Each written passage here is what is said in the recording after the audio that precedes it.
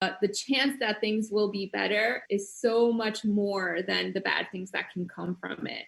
Because you can always go back to the comfort of where you were before, but you never know what is coming up next.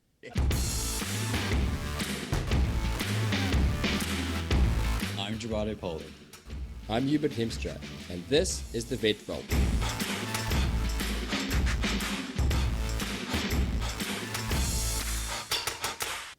Courage, grit, persistence.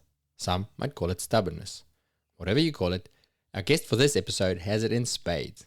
Dr Mariana Pardo is an emergency and critical care specialist at the Veterinary Emergency Group in Whiteplains, New York. She qualified as a vet in Santiago, Chile in 2009, and then moved to the United States, where she walked a long, long road to be the first female emergency and critical care specialist from Latin America. But I won't ruin the story for you here. It's a good one. Join in our conversation with Mariana as she tells us about her journey and making brave moves, failure, dealing with and overcoming bias, using imposter syndrome to your advantage, and much, much more. We're also very privileged that Mariana has been helping us over on the Clinical Podcast with some incredible ECC content. We launched her first episode this week on sensible IV fluid choices. After 2 decades as a vet, I thought that would be one thing that I'd mastered. I hadn't. There's so much to learn, and Mariana is a fabulous teacher. Go to vvn.supercast.tech for a free 2-week trial and search for Mariana's episode on the emergency stream.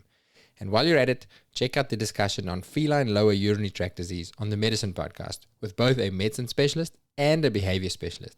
It makes for a very insightful conversation. Now, back to Mariana.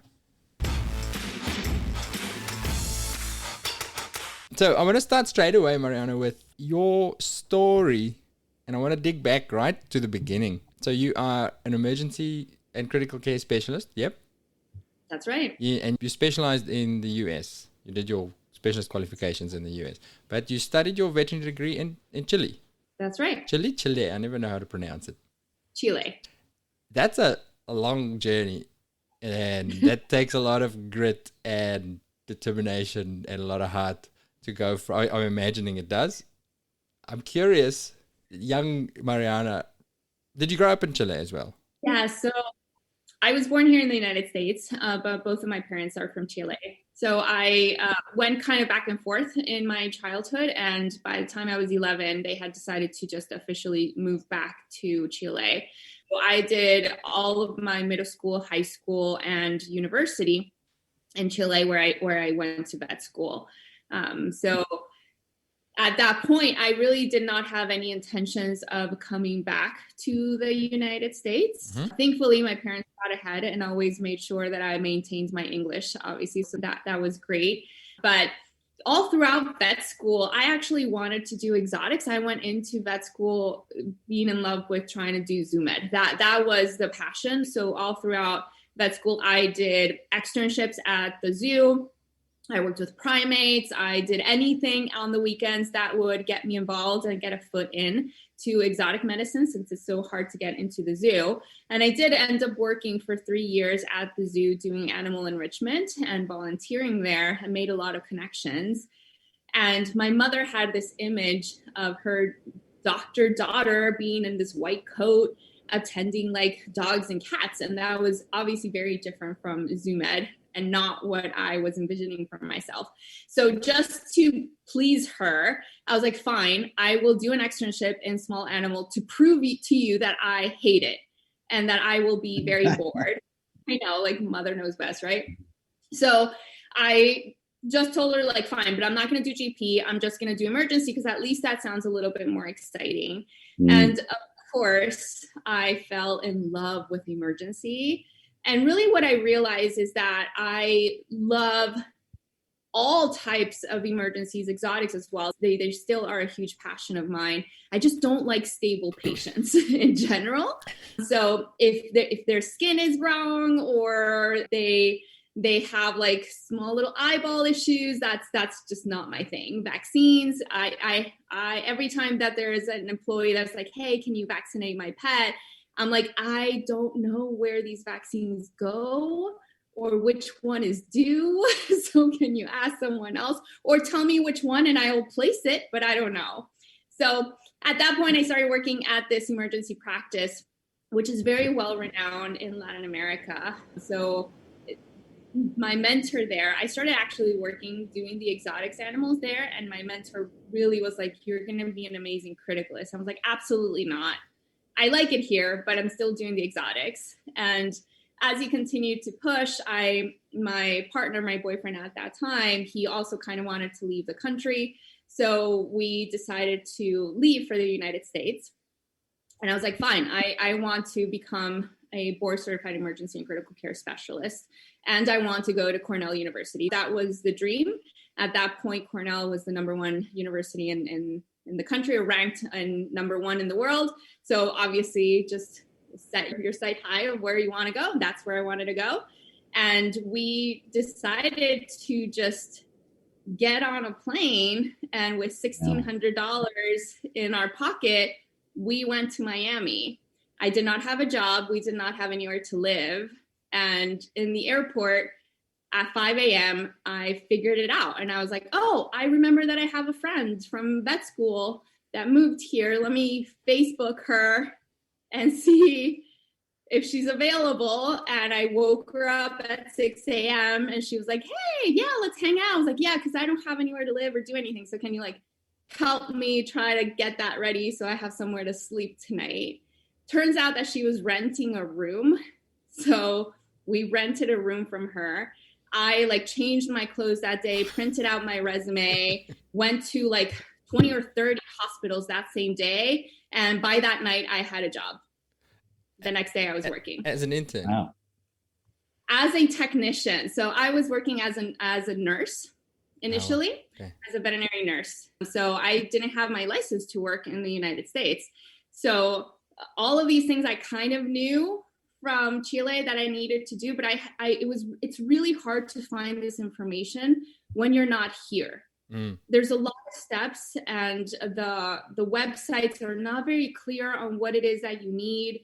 There's so many different requirements from your own country that are different when you're trying to validate your degree here in the United States. And I'm sure it might be the same going to any other country. That is just confusing. And I didn't know anyone that had done it to ask them hey, what is it that I need? So all that I at least thought before was that I brought all my diplomas, all my paperwork from Chile translated, certified translations from them, and made sure that I had that ready in case I needed it, because I assumed that I would. And then I tried to go through what's called a match program here in the United States, where you apply to internships or residencies to try to get your foot in and try to start becoming a specialist. So the process is doing normally a rotating internship, sometimes a specialty internship, and then normally a 3 to 4 year residency, depending on what specialty you're doing. So I did that 2 years, nothing, not a single bite, nothing happened. Still working as a tech all that time, hey? Still working as a tech. So I was working 3 jobs at that point.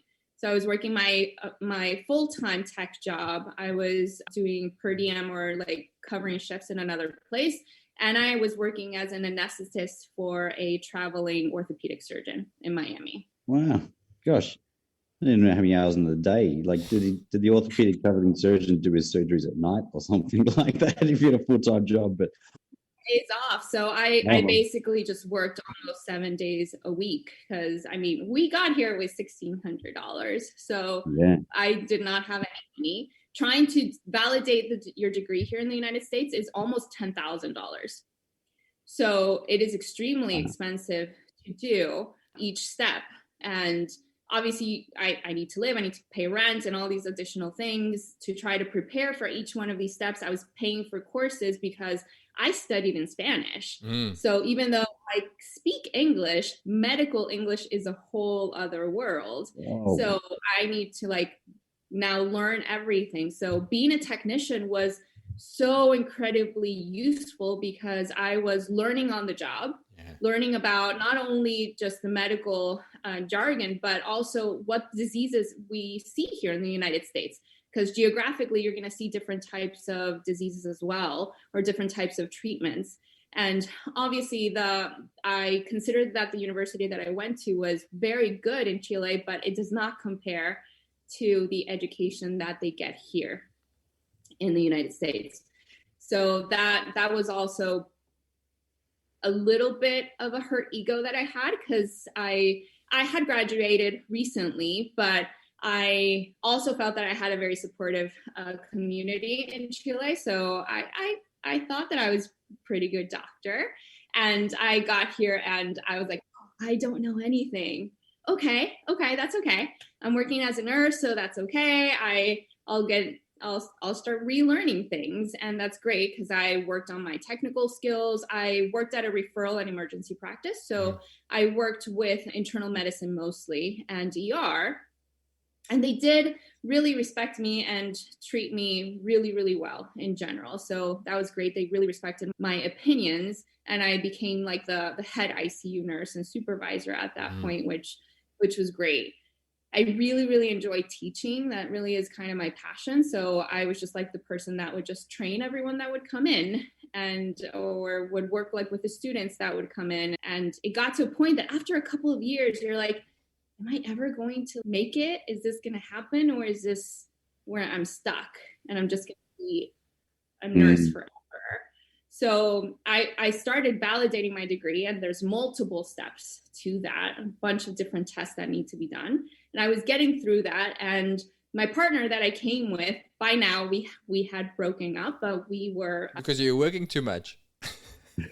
Part of it could have been that. But he actually is an anesthesiologist, and he ended up at Cornell. Oh, wow. Well, and he serendipity happened, and he accidentally got an email that was supposed to be for faculty, but he got saying that they needed an ECC intern outside of the match. So he sent that to me. He's like, oh my God, you need to apply now. And I was like, yeah, that sounds great. But I had finally gotten to a point, like 4.5 years later, where I had my own apartment. I wasn't like renting a room in someone else's home. I had a nice little car. I had a little bit of financial stability. I just needed one more big test. And for a minute, I hesitated. I was like, do I really want to take a step back and become an intern, take a pay cut at this point, go through 4 or 5 more years of training to do this? And I hesitated for like 2 or 3 days. My ex harassed me like every day. Did you apply? Did you apply? Did you apply? I'm like, no, I haven't. And then I remember I was sleeping, and then I woke up. I was like, what am I doing? And I got up in the middle of the night and I wrote them an email. I sent my resume. It's like, yes, of course I want to do this. This is why I came here. This is why I went through everything that I've gone through the past 4 years. And they emailed me like 2 days later, and they were like, hey, can we have a phone conversation? We did. The phone conversation went great, but I heard that hesitation of them like, yeah, but you've been a tech for 4 years. And sorry, by this stage, were you qualified as a vet in the States yet, or not yet? So not completely yet. So the thing is that in the United States, you can work in academia under the license of the university, which is why most academic institutions have so many foreigners. Okay. As a veterinarian, you could work as a veterinarian under the... Yes. Okay, gotcha. And you can apply for internships without being registered as a veterinarian. And correct. So as long as you have your license in your country, you can definitely apply. It's getting harder now just because of trying to get a visa just to get into the country as a foreigner because of all the politics of the United States. Hopefully that will start changing in the future again. But yes, as long as you have your license in your country, then you can legally apply to academia and work under their license. You just can't practice in a private setting. Okay. So I went and called them and I was like, hey, I understand your hesitation. I've been working as a nurse. I haven't been a doctor for all of these years. And I just told them like, but you want to hire me. I promise you. So let's do this. This was the University of Georgia. So, and I was in Miami. So I was like, I'm going to get on a plane tomorrow and I'm going to go meet you and you're going to talk to me and you're going to want to hire me. Love it. And I remember her telling me like, what? I'm sorry, what? I'm like, no. I'm going to get on a plane tomorrow so that you can see me in person and talk to me because you have to hire me. And she was, okay, well, if you're willing to come, we'll pay for your hotel. I was like, okay, great. Oh, I cool. had no money to buy this ticket, figured it out, got on a plane, rented a car, drove from Atlanta to Athens, Georgia, got there. The interview went fantastic, and they offered me the position. And I was in. And the position started in a month. So then I needed to come back to Miami and be like, by the way, I quit. I need to break my lease, pack up all my stuff, and now like move to Georgia. And that's how I got my foot in the door. Okay, I have a question. So all throughout that story, there's a commonality. So I'm looking at when you moved to the US with no money and no plan, and then all these really big decisions. It takes a lot of self-belief or trust. I don't know what you want to call it, or courage. Not courage. Where does that come from? Was there young Mariana growing up in between the US and Chile? Was there somebody in your childhood that you saw as a role model, or somebody who modeled this for you, or who inspired you, or gave you this strong sense of trusting that stuff's going to work out and believing in yourself? Yes. So I think that this is twofold. So one, I very much trust my gut instinct. Sometimes it just doesn't make sense. If I just don't like someone, or I just have a bad feeling, I just won't go with it. But these were decisions. Something in me was like, you have to do this, even if you're scared. Not to say that any of these decisions weren't super scary for me to take. I was terrified, but I felt like I needed to do it, or if not, I was really, really going to regret it. But my mother was the type of person that, as I was growing up, anything that I wanted to do, she believed that I was capable of doing. I remember telling her that I wanted to be an astronaut, and like 2 weeks later, her showing up with pamphlets from like NASA camp and being like, yeah, sure, let's do that. Like anything that I could possibly tell my mother was like, yes, you are capable of doing that. And she is a very, very strong-willed woman. I'm definitely raised by feminists, and I'm very much a strong feminist in everything that I do. And I just don't always believe that I know exactly how things are going to occur, but I will get to that end goal. And I feel like I'm very open to different roads to getting there. So if something doesn't work out right away, I was like, okay, fine.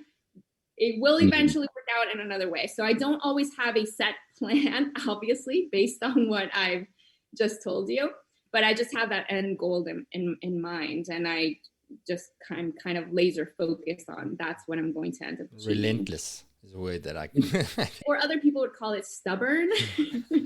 Well, stubborn, I suppose, to some degree. But what you just described there is probably the best description of confidence, right? So quite often people will think, okay, I'm going to feel confident once I can do that thing numerous times over. So confidence through repetition, right? But then what you described there was confidence in the face of uncertainty. I'm going to step into this situation and I know that I don't have it planned out, but I'm sure I'm going to figure it out. So that's a much more powerful version of confidence that's very difficult to feel comfortable with. So how did you use this kind of mindset when you're at every stage of your life journey, like so moving and then moving again from to Georgia University into an internship program? Like, how did you see? There are huge decisions that would overwhelm many people, moving countries, and then moving again, and then going back a step. Some people find it very hard to go back a step. I'm already a veterinarian, and all of a sudden now I got to go back to an internship. How do you tackle all that stuff? How did? I don't want to minimize that any of these things were easy to do, and that there weren't a lot of tears and a lot of rethinking, like, is this really what I want to do with my life right now? But every decision that I've made, I just imagine what the potential of that can be versus what I'm doing right now. And it's better and bigger for me if I just continue moving forward. I've made a lot of mistakes in my life. I've failed multiple times. The story that I'm telling might be very inspiring, but to get there, it was really hard. I really didn't think that I was going to make it multiple times, that I was going to be stuck there. And I wasn't always cheery and positive about the situation, but I know about myself that I will make it work. If I don't have money, I will figure it out. I will take on an extra job if I have to. If the work environment is not good, there's always another job that I can go to. So I feel like the main thing was that I just have confidence in that I will survive this somehow, more than the actual situation being so detrimental, so terrible. I think that I just knew that I'm going to be able to figure it out. I'm a smart, resilient person. And yes, it is scary right now, but it is scarier to me to not take that chance and regret it later. That to me was significantly scarier down the road of thinking about what if I would have done that. The what if is terrifying to me. So I was like, okay, the worst that can happen is that this didn't go well and I just go back to my nursing job. That's the worst thing that could have happened. And I already know that I'm really good at that. So it's fine. It's the losses weren't that big. So it was definitely worthwhile me moving. And not to say that every step of the way, I mean, Georgia was hard. I did not expect that. That was another big hit to my ego. When I started there, I sold myself obviously very well. They hired me, which was the goal. Okay, I was in, but they put me on overnights in the beginning and they were 100% right. I was not ready for this. I had not been a doctor for 4 years. I had not been a doctor in the United States ever. They took me off of overnights. They're like, you can't do this. Wow. And I was like, you are right. Wow. I can't right now. Mm-hmm. Put me on days. That's okay. What do I need to study? What do I need to do? And every case that I would see, I was like, oh my God, I don't know what these differentials are. I don't know what's wrong with this dog. What is hepatic encephalopathy? I don't know. Like, I remember the level of questions that they were asking me were like way over my head. I was so overwhelmed, and I would go home after a 12, 14-hour shift and study for 4 more hours and then go back until I ended that internship with them telling me how happy they were with me, how much I had improved. But it was hard, not only because of that, but Georgia is very American. I was in Miami, very, very Latin, right? So I was still speaking Spanish. I was still with my people. And all of a sudden, I'm now in the middle of Georgia. Although in Athens, the college town, still very liberal. But I was the only Latina there, with the exception of one other doctor, one of the exotics doctor, and that's it, in the small animal hospital. That's it. Wow. So that was really hard. Like, I think there was 1 or 2 Black students. I don't remember at least an Asian student. So wow. It was completely white. And I am a very proud Latina. Like, everyone knows that I'm from Chile. I talk about it all the time. I'm very proud of where I come from. Mm-hmm. And I would have clients ask me like, oh, your name is Latin. Where did you study? In Chile. Oh, is there another doctor that can see me? Really? Oh, yeah. Yeah. And of course, I was like, no, I'm the only person. Of course, there's like 5 more doctors. But I was like, no. So did that happen often? Or was it like, is it a once in a blue moon thing? Or is that a thing that, let's say, non-white vets face in America? It happens frequently enough that it wouldn't surprise me anymore when things would happen. And there were a lot of little tiny comments and microaggressions that would happen, even in the same school, from people that I worked with, of asking me like, so are you legal in the country? Or how did you get to the country? How did your family get to the country? Did they cross the border? Or did they get here on a boat, like from Cuba? And I'm like, I got here on a plane. That's terrible. Because like, I have friends at uni who just used to pay me out, and that's the kind of things they would say as a joke, right? But that's for real. Like, how did that feel? What was that like? So, in general, like, I don't really let it get to me, and I didn't at the time. I just laughed it off. I'm like, wow, you're really ignorant. And I would just say, no, like that's not the case. They would frequently tell me like, oh, you must love like the heat here in Georgia. And I'm like, actually, no, I'm from Chile, which is a lot more south. Yeah. And they were like, but it's hot there. I'm like, you do realize that like Patagonia and all of that, like there's snow. Very long country. So it would just be funny to me at some times of like the level of ignorance. That's ignorance. There's no malice there generally. That's just I don't know any better. Usually there's not malice, and that's how I saw it most of the time. I'd be like, oh, you love tacos, right? Like, yes, I love tacos. Everyone loves tacos. But not because I'm from Chile, because that's like from Mexico. I shouldn't laugh this time. I mean, but I did laugh. Like I did laugh. And looking back, I'm like, I should have said more things. I shouldn't have been so nonchalant about so many microaggressions that I went through, and not necessarily like be rude to them, but be like, these are inappropriate questions and I'm taking it well, but someone someday won't. Someone might take offense to this, and it's very minimizing. And I would get asked like, oh, your parents must be so proud. Are you the first one to go to college? I'm like, no, my parents are college graduates. Like all of the tiny little questions that, yes, they're not out of malice, they're out of ignorance, but there's this implicit bias underneath of like, oh, you're Latina, you're not from here, hence your education is worse. Granted, I just said that it was. So, yes, I agree, but that's just because of the structure of how veterinary medicine is in my country versus the United States, which is very well structured. That doesn't mean that just because I'm from Latin America, the education is going to be worse, or that my family is not going to be potentially well educated. And even if it was, just jumping to that conclusion, seeing some of my coworkers jump to conclusions that if someone came in speaking Spanish, they probably weren't going to be able to afford things. That's very discriminatory. I'm like, offer them the best thing. If they can't afford it, then we can come up with a plan B.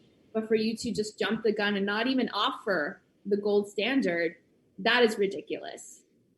That's just not fair. That is one of the things that I've tackled personally, not necessarily because of their race or ethnicity and things like that, but mainly just because of the fact maybe they weren't wearing shoes or something. And I realized that because one of our hospitals is in a lower socioeconomic area in Brisbane, but then I realized that it was impacting my patients because of the fact that I wasn't even offering, like, giving them the option to say no. It was like I chose no for them. And then once I got rid of that, and it took a while, these people love their pets just as much as I love my pets, and they'll do whatever they can. And quite often they are super resourceful and they will make things work. People talk a lot about imposter syndrome. Do those sort of comments, or the fact that you didn't qualify in the US or anything, does that get you in your subconscious? Did you ever find yourself, or do you ever find yourself thinking, what the hell am I doing in this person's life who's this highly qualified specialist? Like, what am I doing here? Do you get that, or and if you don't, how do you not get it? What's your secret? All the time. No, I get it all the time, and I still do. I've thankfully been pretty successful since, and that's just been because of really hard work and networking and talking to a lot of people. But yes, I still feel like that. And obviously in the beginning, I'm very grateful that that's how my beginnings were, that I had to be a technician first. Being a doctor as a tech is very humbling, but having those initial years where I was told multiple times that you're not going to make it, you're not going to cut it, you're not meant to be a criticalist, like that really was hard on me to be like, okay, let's reevaluate. Is this really something that I can do? Maybe they are right or not. And then I realized this is not a lack of intelligence. Yeah. This is just a lack of knowledge, and that is different. I can fix the lack of knowledge. I can study more. I can learn these things. I'm capable of doing that. So that's what I did. But that doesn't mean that many times I don't still feel like, how did I get here? Like, how do they really think I'm this awesome and great? And I became the first criticalist in Chile ever. The first diplomat there. I'm the first female criticalist and the second criticalist ever in Latin America. So yes, there's a lot of people in Latin America that look up to me and they meet me and I'm like, look, you guys do sometimes way cooler things than me. I'm not this person that you've elevated me to be. I just studied and I got this degree, but that doesn't mean that any of the things that you guys have been doing have been minimized. So sometimes I get invited to conferences and I sit there, I'm like, wow, they're doing really great things. And I get that imposter syndrome right away. I was like, they think I'm cooler than I really am. But then I rethink it. I was like, no, I do have all this knowledge. I have worked really hard to where I am, and we all have different strengths, and that's okay. And I think that imposter syndrome on one side does have its positives. It kind of pushes you to be better because you're trying to constantly stop feeling that way. So it does push you. I think that the important thing is to have some self-awareness of what your journey really has been. If you weren't capable of being there, you would have never made it there. So I just need to remind myself of the journey that I've gone through to understand, okay, it's fine, I'm good.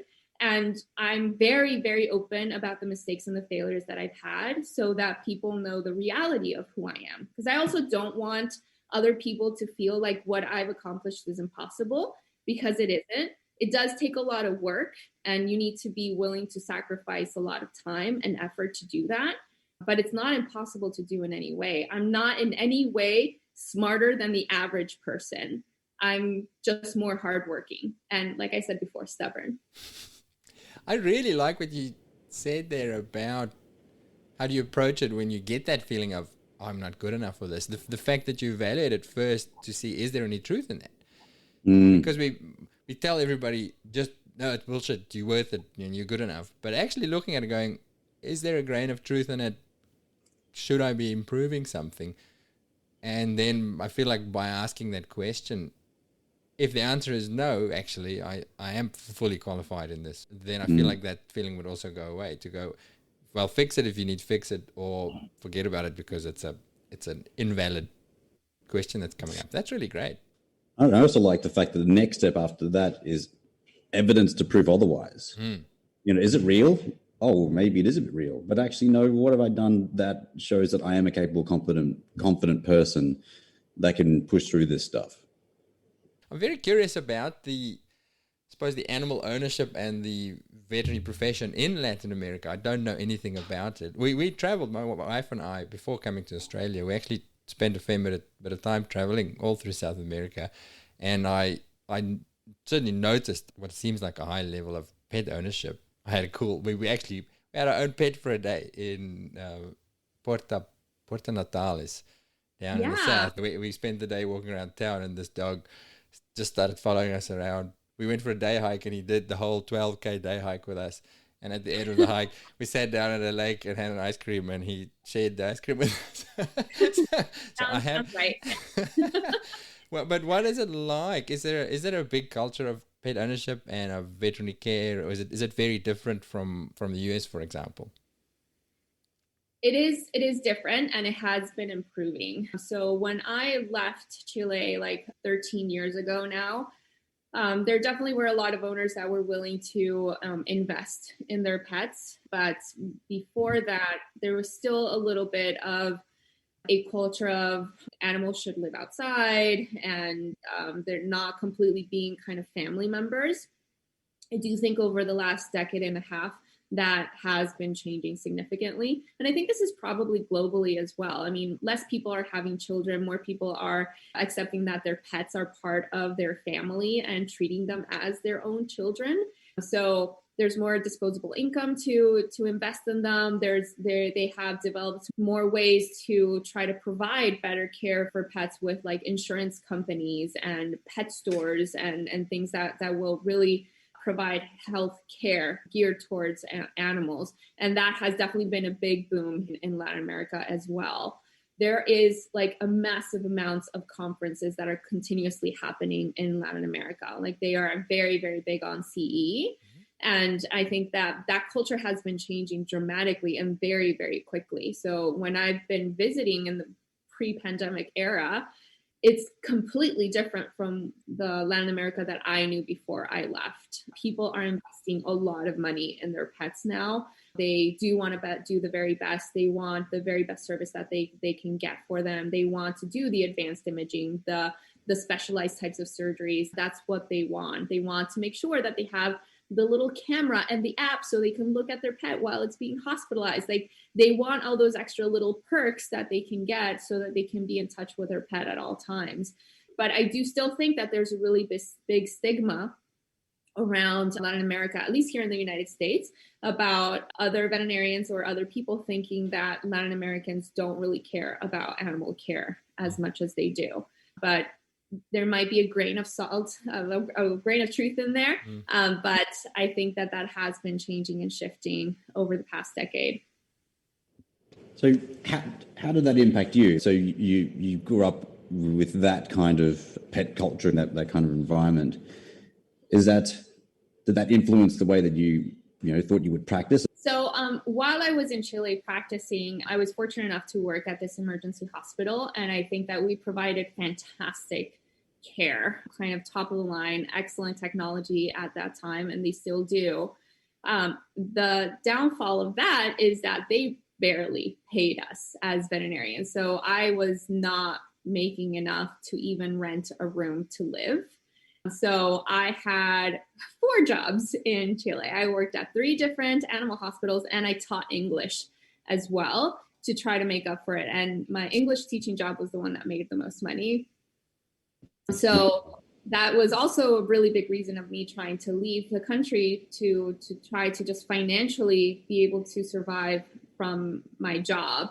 That has since changed. Now veterinarians are really able to survive with their career in small animal. I just want to point that out. Large animal does pretty well in Latin America. So that's not an issue. But in small animal, that definitely has changed and people are being able to just survive financially and do fairly well with just being clinicians, which is great, and trying to somewhat kind of specialize. There's no specializations like there are here, but people end up just specializing by doing the same thing over and over again. And that definitely has improved all over Latin America. The way that it's impacted how I practice here is that, yes, I went to Georgia and then I went to the University of Florida and then when I went to Cornell. So ivory tower medicine, right? That's not always how I practice, although that is what I always provide, the gold standard. This is what we should always do. I'm very cognizant of the fact that not everyone can afford that. And I'm always super creative in coming up with other treatment plans for them. And I always give the benefit of doubt to the client of, are there any of these things that you can do at home?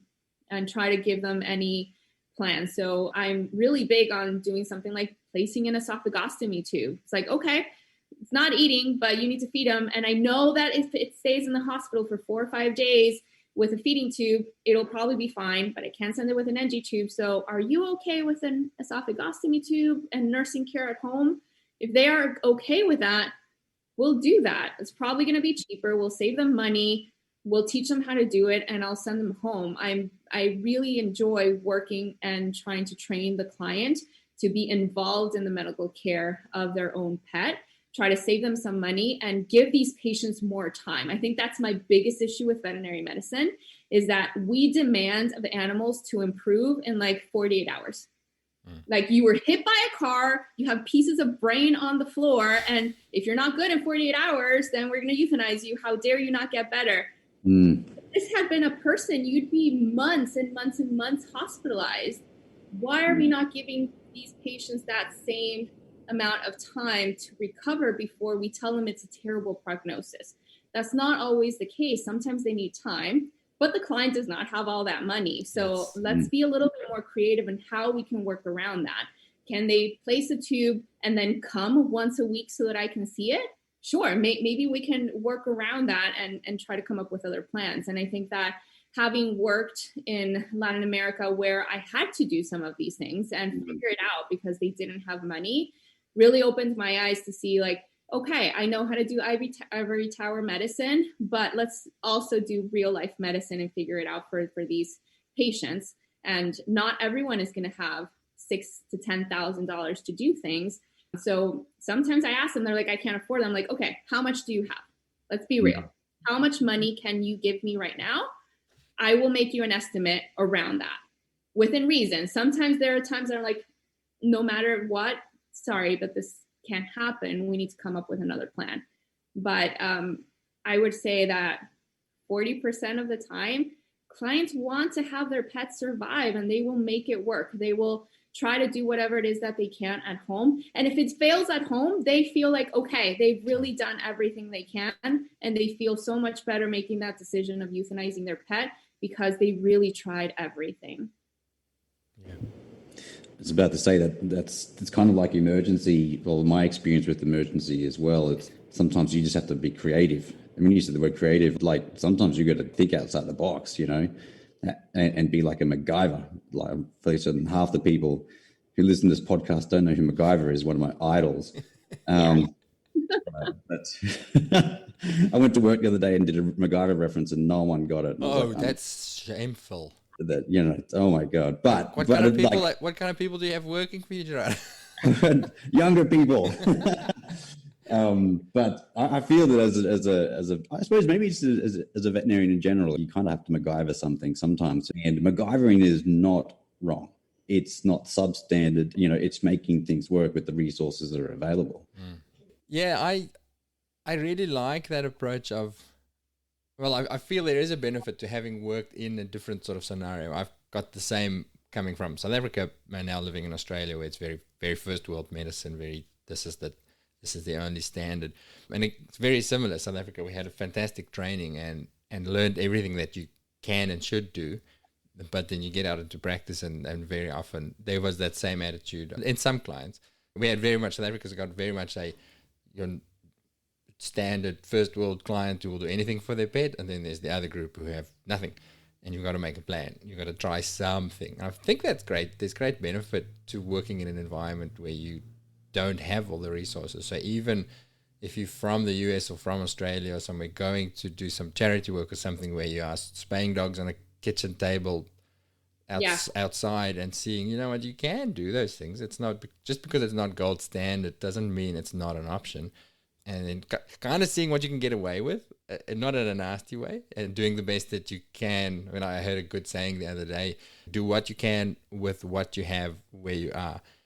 Have you found any other advantages in the way that you think or practice from living in different places? Because listening again, going right back to the start, to your what seems like a resilience or a positive belief that things will work out. I have a theory, and I'd love to check it with you, is that people who do move, especially between countries or spend periods working elsewhere, it's that super scary thing. And then once you survive it once and things work out, it gives you a greater confidence to try more new things, to go, well, I did that. You know, there's evidence that I'm capable. And I found my way, and I was put in a situation way out of my comfort zone, and I had to find a way to do it, and I survived it. And then the next big challenge is a little bit easier to take it on. Do you think there's any truth in that? 100%. I think that the biggest failures that I've had, the ones where I remember being like on the bathroom floor crying, like, why did I do this for myself? I need my mom right now. I survived that and I'm fine and I'm better. Like I learned really, really valuable lessons from each and one of those things. So I don't regret any of the things that I've done. And if I was able to survive those worst moments, then it's fine. I'll be able to survive anything else that comes, because again, the chance that things will be better is so much more than the bad things that can come from it, because you can always go back to the comfort of where you were before. You can always find that again, but you never know what is coming up next. And there's this big possibility that you're going to run into a whole slew of new people, of new opportunities, of growth. So for me, that the personal growth aspect is extremely important. I love what I do. My job is definitely my passion, but it is my job at the end of the day. It is not my life. Granted, I live my life as if it was my life, but I know in my brain and in my heart that there's more to me than just being a veterinarian. Yeah. And personal growth is very important. So I really try to just be better than myself the day before. I'm not trying to compete with other people around me, because if you try to compete with other people, you will become disappointed. If you're trying to see, well, that person is making this much money, or that person got this conference, or that person is writing a book, that if you're comparing yourself with them and their journey, which is so different than yours, you will also always feel less. And that is not something that I do. I am constantly just comparing myself to who I was yesterday. Am I better than that person? Then great, I'll just keep moving forward. And I just try to make sure that I don't stay stagnant. That if I start feeling that I'm not growing anymore, that I'm regressing maybe to where I was before, then it's time to move on. I need to be in constant motion, be pushed to be a better doctor and a better person overall. Yeah. How do you achieve that? Because you're right, that comparison thing is murder. Looking at other people, and it's so much worse with social media, where we're all looking at other people's fantastic lives. And there's a lot of Gerardo on there doing these incredible things, and people look up to him and then look at it and go, why am I so shit? Maybe not thinking it, but subconsciously feeling it. How do you protect yourself from that? Well, like I said, I'm not trying to compete with them, and their success does not mean that I am not successful. We can all be successful, and I might not be successful right now in the goal that I'm trying to achieve. Maybe I'm still working at it, but eventually my moment will come. That doesn't mean that I can't celebrate your success at that moment too. You also need to evaluate that this person probably went through a big journey, and this is the moment for them to shine. So most of the time I just try to inspire myself, like, well, they went through a lot of hardship to get there. I will get there too. And I will have that moment in the sun, just like they have it right now. So I just try to be as supportive as I can to other people, because that's what I want for myself.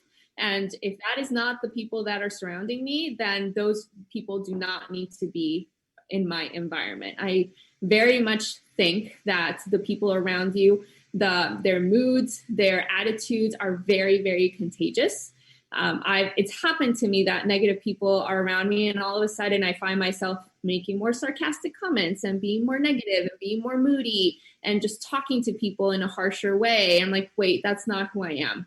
Maybe I shouldn't be hanging out with this person as much, because they're definitely very negative. And I try to just pull away gently and just make sure that that's not starting to affect who I am as a person, because that just leads to more negative thoughts. It's just like a spiral that continues going down. So I try to be positive and celebrate all the successes for everyone else, and just know that just because they're successful does not mean that I am not, or I won't continue to be. I read something about choosing what you anchor yourself to. So what you're saying is you shouldn't compare yourself to other people, but mostly we do naturally do it. That's kind of how we evolved almost in a social environment. So you do look at the people around you to go, all right, how am I doing, whether you want to or not?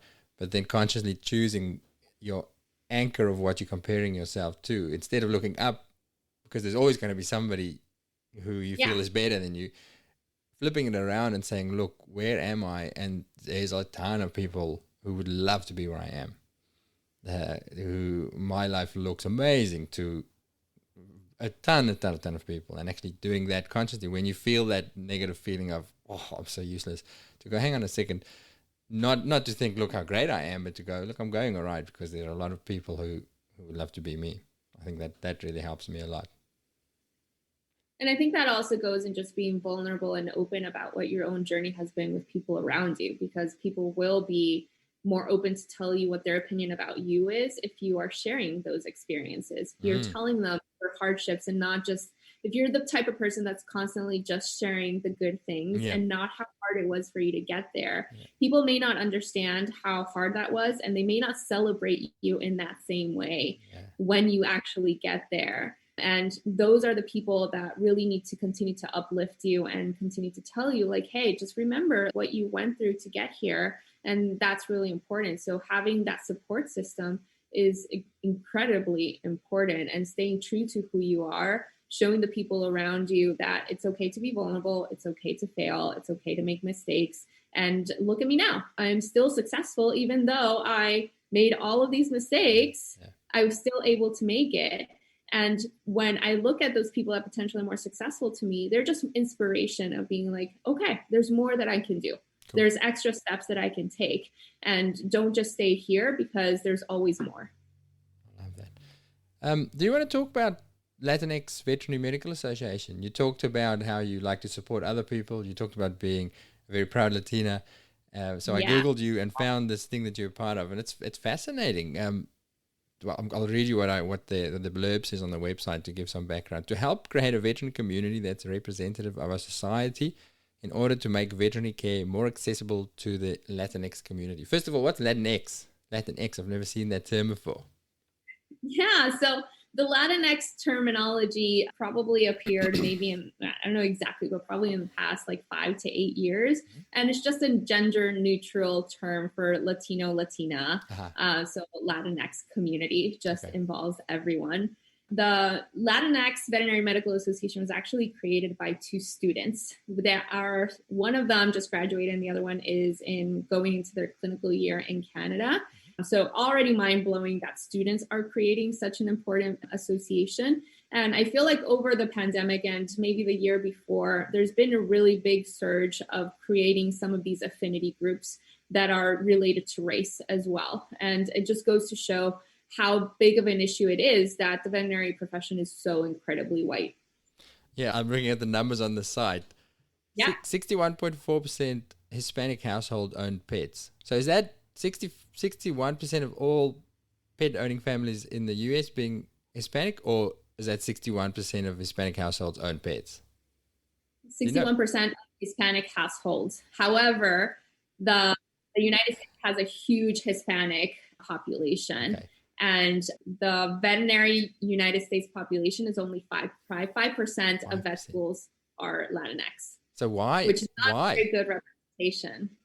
Yeah, that's a big question. And I think that some of the issues that we have, and this is not just Latinx, we're talking about Black and Asians as well. There's just not a good representation of non-white veterinarians that are deciding to go into vet school. And part of that, I think, is that many children are just not seeing themselves represented. So many of them don't even see the career of veterinary medicine as being an option, because it's not something that they see as something available. They don't see pamphlets where they're seeing themselves represented. They're not seeing ethnic people talking in conferences. They're not seeing an ethnic veterinarian when they take their own pet to the veterinarian. And that makes a huge impact on a child that's maybe starting to think of like, what would I want to do when I grow up? Yeah. The other big issue is definitely retention. So some of these more minority groups, when they go into veterinary medicine, are not having the support that they really need to stay in vet school. And part of that is just the understanding of who you are as a minority, the support of sometimes of what you need in financial care, and understanding what your culture might be, and just be surrounded by other people that are like-minded and understand who you are. So the goal of many of these types of affinity groups, in particular of the Latinx Veterinary Medical Association, is to try to connect the students with the Latinx veterinary community. So within each one of the schools, we've been creating student chapters where the Latinx students can have clubs where they can get together and they can network. We are trying to connect them to Latinx veterinarians so that they can extern with them. They can have those connections of potentially having jobs with them later on. we're trying to show them that there are multiple types of specialists in the United States that are Latinx, and that those are possibilities of things that you can continue doing. And that not just only in the United States, but there's multiple Latinx veterinary professionals all around the world, and that those are still options for you of things to do. We're also providing scholarships for them as well. We just announced 2 different types of scholarships for them to try to support these Latinx students that many times might have financial concerns, either just recently graduating or having gone through paying tuition in vet school, which I don't know how it is in Australia, but in the United States, it is extremely expensive to go to vet school. So I think that the main thing is representation. And that's one of the main reasons that, in part, I've created my social media, of just to try to show like, hey, I'm a Latinx diplomat, and you can also try to become inspired to become someone like me. I am very proud to be the first female criticalist.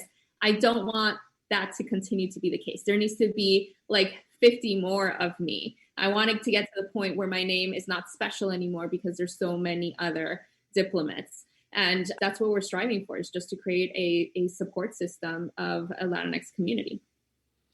It's so important, isn't it, to have mentors to look up to that you can identify with and go, hey, that could be me. Look at that person living a life that I could be living. I think that's so useful. Yeah. Where can people go to find out more about this, and where do we find you on the socials?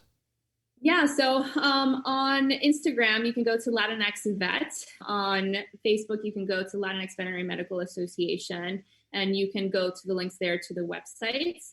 There are multiple places on the website that you can find where the Latinx veterinary professionals in both Canada and the United States, some of them might work. So if you need to find a Latinx veterinarian for your pet, you can try to find those links to try to find someone that potentially is Spanish speaking, Portuguese speaking as well, where you might feel a little bit more comfortable if you have your pet that you want to be seen by a Latinx veterinarian. As for myself, you can follow me on Critical Care Veterinarian on Instagram and on Facebook. That's where I found you. That's a great page. Exactly. So much to talk about, but I suppose we've got to start wrapping up. Is there anything I've missed out on, Mariana, that you would love to get out there or say to people, or any topics that you feel we haven't covered yet? I think that one of the biggest things that I want people to take home is that, and I don't want this to sound like demeaning of myself or self-deprecating in any way, but I am not special. Everything that I have achieved, I'm very proud of. So I don't want to say that I'm not special in that way, but you can also achieve that. It's just a matter of keeping that goal in mind and just making sure that just because things don't go exactly how you plan, it doesn't mean that you won't end up in that place that you want it to be anyway. Be open-minded that there are multiple different types of roads that might take you to that same place, or even more, maybe they'll take you to a better place than you even imagined before. So just stay open-minded and just keep taking those chances. Do it even if you are scared. That's amazing. Let's do our rapid-fire questions. Are you a podcast listener? I am. Yeah? Have you got any favorites that you could recommend to our listeners? I listen to Today Explained, which just talks about all types of topics every day. I'm pretty spiritual, so I listen to a podcast called Spiritually Hungry, which is also fantastic. And I listen to Armchair Expert, which is Dax really Shepherd. Fun interviews. Exactly. I love it so much. It's so good. I listened to one this week, actually, about all the fake medicine stuff, all the wellness industry, where they talked about what's rubbish and how it works, which of course it's right up my alley. And I hear people talking about trusting your doctor a little bit more. I haven't heard that one yet, but I definitely will. All right. So the last question is normally the one that is, if you are in a situation, you at a conference of all the new grad vets in the world, and you've got one little bit of advice to give to them. But I sort of feel like we've covered that with your previous statement was a great wrap up for that. Yes? Yes, I think so. Okay. Mariana, that was spectacular. I could talk to you all day, and I feel like we're going to have to get you back on. We're going to definitely get you in for some clinical episodes if you're up for that. To talk. This is the other question I had. That sounds like I knew I had one. This is a clinical question, and it's purely out of self-interest. So when I was Googling you, I found an article that you authored or co-authored about jugular central venous catheter placement through a modified Seldinger technique for long-term venous access in Chelonians. Now, I do a little bit of wildlife work, and we get a lot of sea turtles in. Yeah. And that's something we struggle with, is to get the frickin' catheter in. You can draw blood and you can inject intravenously into the jugular, but actually getting an indwelling catheter in. So I was there with one of the other vets about an hour and a half late one night, trying to place an IV line for a shocky, really sick 120 kilogram green sea turtle. And I said, surely we can get, I thought surely we can get one of the rubbery catheters, like the long rubber tip catheters. So if we can get in there, we can suture it in place. But the bloody thing, ultrasound guided even, we were trying to get the catheter in using ultrasound to hit that vein, but it wouldn't even go in. And it's such a, I'm assuming that the wall of the vein was so thick and so rubbery and 120-year-old wall of a vein that we couldn't even get the thing in. Give me some tips. Have you got any cool tips of how to do it?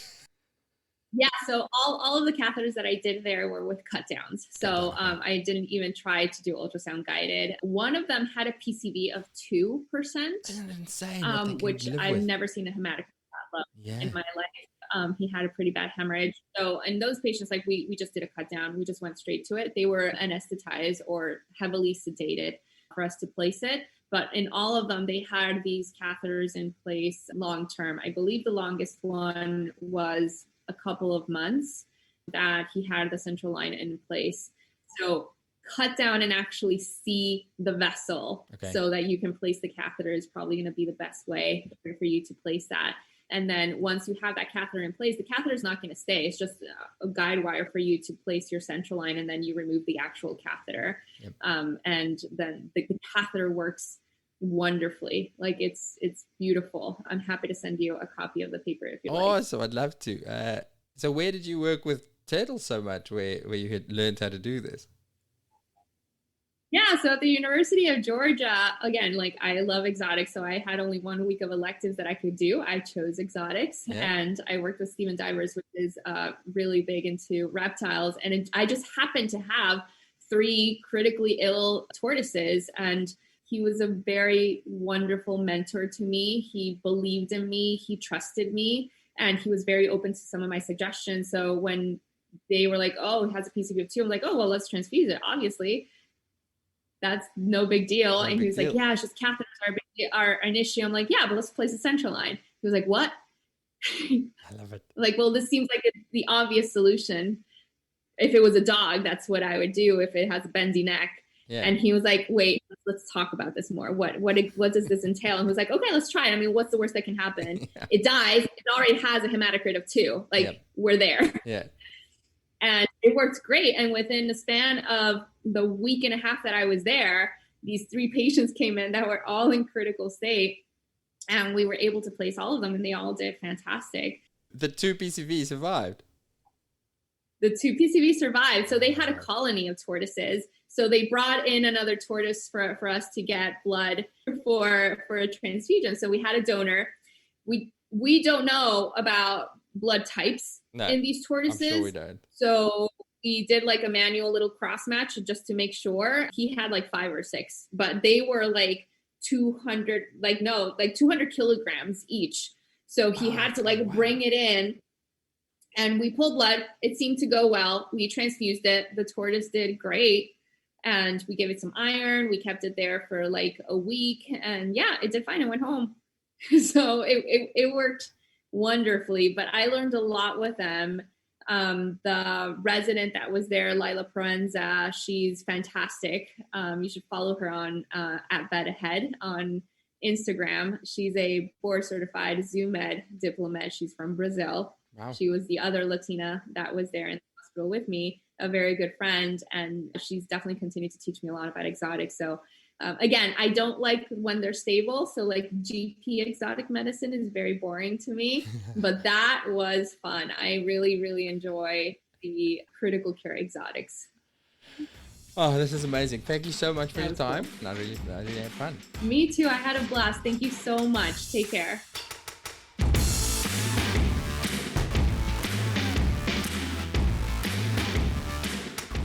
Our goal here at the Vet Vault is to have conversations, like the one you've just listened to, that will give you inspiration and fresh ideas on how to create a thriving and happy career and life as a vet. You'll know by now that our focus is on the life skills that we need to navigate this challenging and rewarding profession of ours. But there's something that I've realized over the last few years of exploring ways to increase enjoyment of the job. That is that the vets who are confident in their skills and knowledge are, as a whole, more satisfied with their careers. Which makes sense. When you feel rusty or uncertain in your knowledge, it's very easy for those imposter feelings to sneak in. I don't know enough. Am I good enough? Conversely, we know that feelings of growth and mastery are some of the greatest predictors of a happy career, which is why we created the Vet Vault Clinical Podcasts. 3 highly practical episodes every week. Conversations, not lectures, with world-class specialists. Tips, updates, real insights, not textbook theory. Short enough to listen to on your drive to work, but with enough content to ensure that you'll be a little bit better at your job than you were before you listened. Join us on our journey to better by trying out our free 2-week trial at vvn.supercast.tech.